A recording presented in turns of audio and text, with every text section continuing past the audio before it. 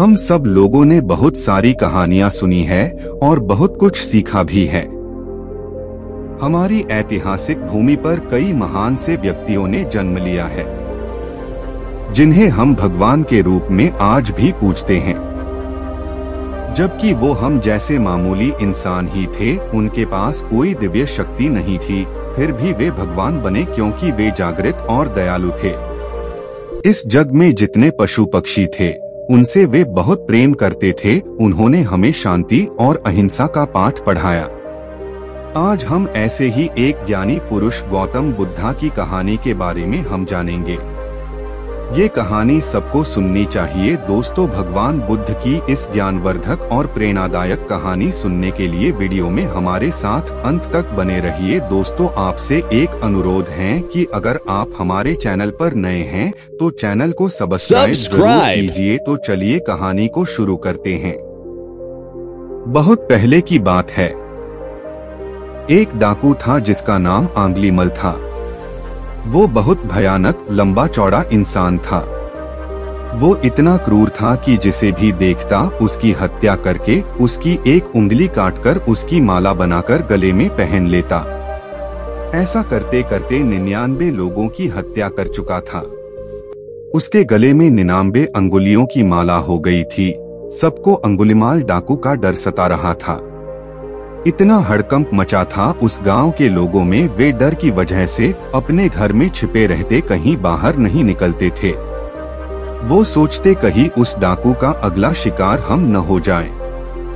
वहीं कुछ दूर पर एक ऋषि आए हुए थे, जो एकदम सरल स्वभाव और मुख पर तेज था। उनकी रोशनी बहुत दूर तक फैली हुई थी, जैसे सकारात्मक ऊर्जा मौजूद हो, जैसे स्वयं भगवान आए हो। उनके मन में न भय, क्रोध, लोभ और न ही हिंसा की भावना थी। जो भी जाता उन ऋषि के पास वो भय मुक्त हो जाता। वो ऋषि कोई और नहीं बल्कि गौतम बुद्ध थे। वे ऐसे महान पुरुष थे जिनके बारे में हम भी पूरी जानकारी नहीं दे सकते। जब गौतम बुद्ध ने देखा सब डरे हुए हैं, सबके मुख पर उस डाकू का देर था, तभी उन्होंने उस जंगल में जाने का मन बना लिया। बिना किसी को बताए वे अंगुलीमाल डाकू के इलाके में चले गए। गौतम बुद्ध जब वहां जंगल में पहुंचे, उस डाकू को बिना देखे और निडर के साथ आगे बढ़े जा रहे थे। जब डाकू ने देखा, बड़ा अचंभित हुआ। उसे लगा यहाँ कोई आने की हिम्मत नहीं करता, और अगर गलती से आ भी जाए तो डर की वजह से आगे नहीं बढ़ता, पर ये तो कुछ अलग है। उस डाकू ने गौतम बुद्ध को रोका। किधर जा रहा है, रुक। लेकिन गौतम बुद्ध बिना कुछ जवाब दिए आगे बढ़ गए। अब उस डाकू को और क्रोध आया। उसने तेज से चिल्लाते हुए फिर रोका। इस बार गौतम बुद्ध ने मुड़कर उसे देखे और फिर आगे बढ़ गए। अब तो डाकू और भी क्रोध में सोचने लगा, ये तो बिल्कुल ही निडर है, ये कौन पुरुष है। तभी अचानक डाकू गौतम बुद्ध के सामने आकर खड़ा हो जाता है और बोलता है, मैंने ये खुद से वादा किया है कि 100 लोगों की हत्या करूंगा।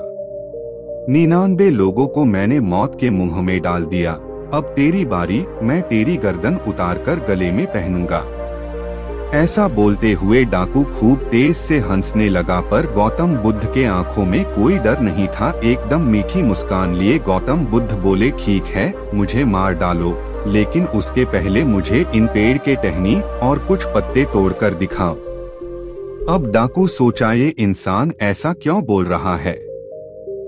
उसने शक भरी आंखों से कुछ टहनी पत्ते तोड़े और बोला, ये ले, तोड़ दिया। तब गौतम बुद्ध ने कहा, ये जैसा था इसे वापस से वैसा जोड़ दो।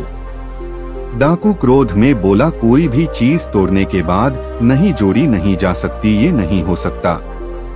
तब गौतम बुद्ध ने कहा, तेरी इतनी ही औकात है, जब तू कुछ जोड़ नहीं सकता तो तोड़ने का हक किसने दिया। तुझे इतने लोगों को मारने का हक किसने दिया। जब तू उन्हें वापस वैसा नहीं कर सकता, कहां से तू खुद को इतना ताकतवर समझता है। तू होता कौन है किसी को मारने वाला। तूने उन्हें जिंदगी नहीं दी तो मारने वाला कौन होता है। अब ये बातें सुनकर अंगुलीमाल डाकू गौतम बुद्ध के चरणों में गिर पड़ा और रोने लगा, मुझे माफ कर दो, हमसे बहुत बड़ी भूल हो गई। और अब डाकू सुधरकर एक अच्छा इंसान बन गया, साथ ही भगवान बुद्ध का बहुत बड़ा शिष्य भी बन गया। ये देख सब गांव के लोग बहुत अचंभित के साथ बहुत ज्यादा खुश भी हुए।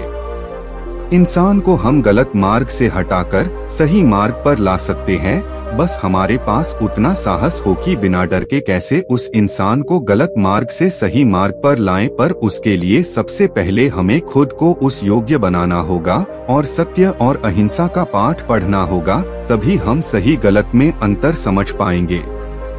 इस कहानी के बारे में आपका क्या राय है, कमेंट करके जरूर बताइए।